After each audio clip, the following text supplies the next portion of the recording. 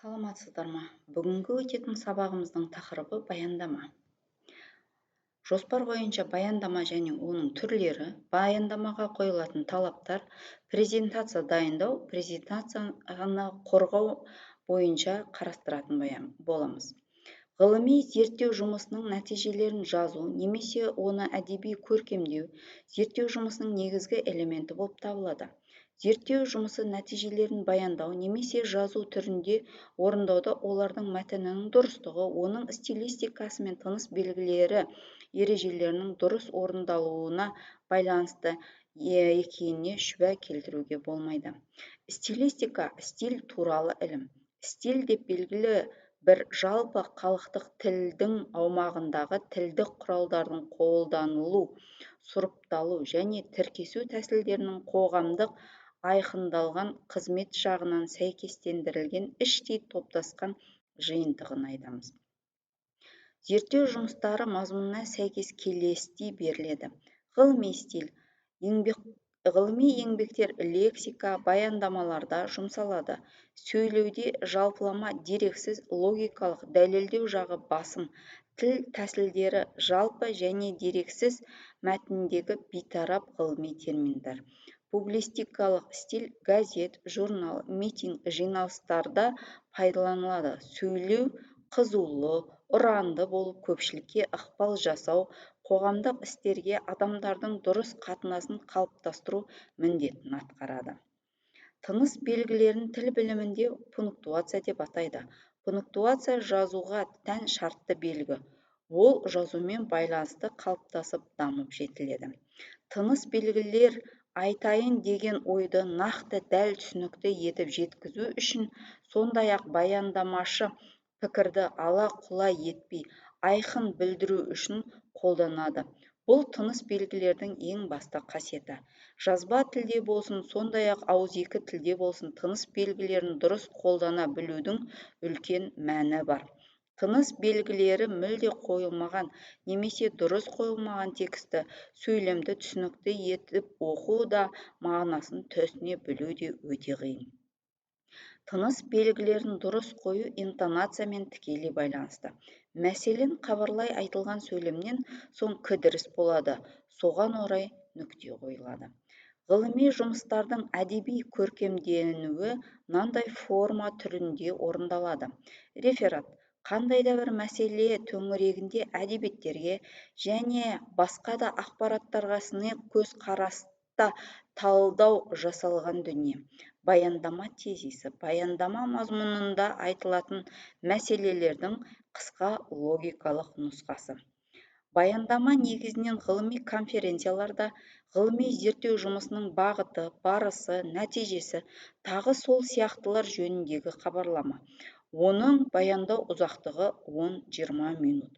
Көбінесе аралығы 2 интервалмен басылған бір беттегі материалды оқып шығуға 2 минут көлемінде уақыт кететіндіктен, оның көлемі 5-10 беттен аспағаны жөн.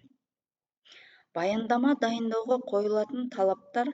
Баяндама толық 4 бетке дейін, яғни Word 6-7, Windows 97 2000 рекордтарында форматты парақта дайындалып берілуі тиіс. Қолданылған шрифт Times New Roman, KZ Times New Roman, интервал 1. Парақтың барлық жағынан 25 мм алаң қалдырылуы тиіс. Материал төмендегі ретте орналасады. Бірінші қатарда әмбебап отандық жүктеу көрсетіледі.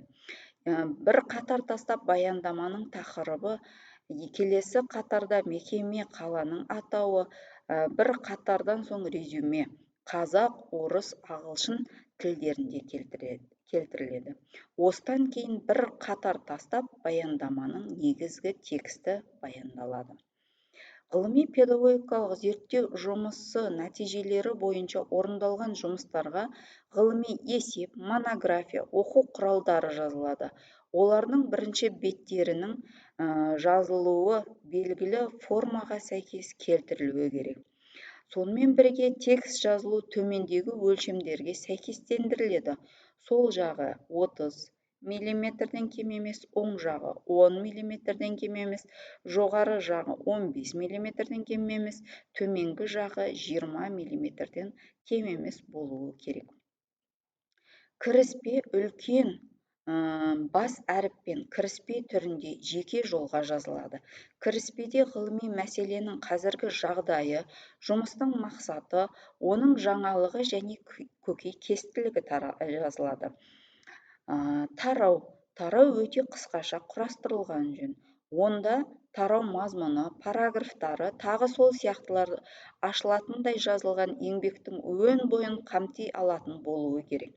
Егер тарау аттарының бірі арнайы атауға, екіншісі басқа мағынада болса, бұл немқұрайлылықтың белгісі деген сөз.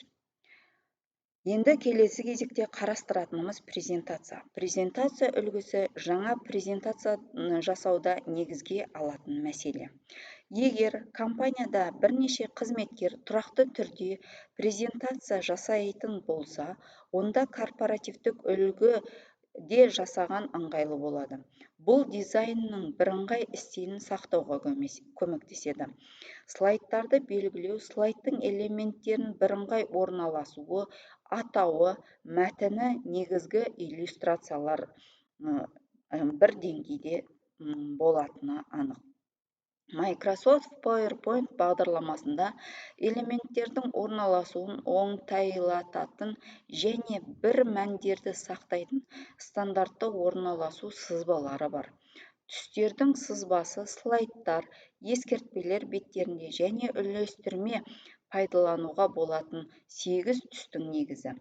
Түс сызбасының өң түсі жолдар мен мәтіннің түсі және 6 қосымша түстерден тұрады. Осы түстердің реңі слайдтарды қабылдауды жақсартады. Презентация құрылымы баяндама слайдтарының тәртібі мен есептің негізгі тармақтары. Microsoft PowerPoint бағдарламасында құрылым күйінде арнайы көрсетілім түрі бар. Бұл режимді пайдалану презентацияны жоспарлау кезінде ыңғайлы, себебі ол слайдтарды оңай ауыстыруға және мәтінді өңдеуге мүмкіндік береді. Анимация әртүрлі слайд элементтері үшін немесе слайдты өзгерту үшін қозғалыс әсерлерін пайдаланыңыз. Мысалы, Microsoft PowerPoint бағдарламасының көмегімен слайд мәтіні мен диаграмма слайдтағы келесі элементтің пайда болуын мен біртіндеп пайда болады немесе жоғалатын формасын қолдансаңыз болады. Назар қойып тыңдағандарыңызға рахмет. Келесі кездескенше қош сау болыңыз.